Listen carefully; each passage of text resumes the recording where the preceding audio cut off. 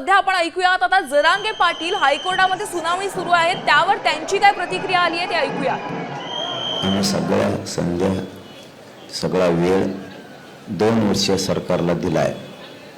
त्यामुळे मी देवेंद्र फडणवीसने मला इथं गोळ्या जरी घातल्या तरी मी उठत नसतो. थोड्या मागण्याची अंमलबजावणी झाल्याशिवाय मी मुंबई सोडत नाही. पत्रकार बांधवांना सांगतो, पोरं हुल्लडबाजी करत नाहीयेत, सरकार हुल्लडबाजी करत आहे. माजमस्तीत जगणाऱ्या मदमस्त मुख्यमंत्री, माजलेल्या मुख्यमंत्र्यानं जाणून बुजून मराठ्याचा प्रश्न सोडला नाही. अशांतता व्हावी म्हणून कोणाचंही ऐकलं नाही.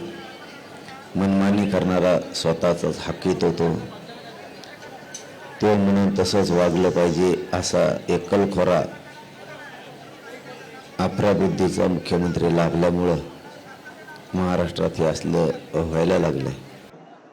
आता isakal.com आहे देशातील नंबर 1 ची मराठी न्यूज वेबसाईट. प्रत्येक अपडेटसाठी isakal.com ला नक्की भेट द्या.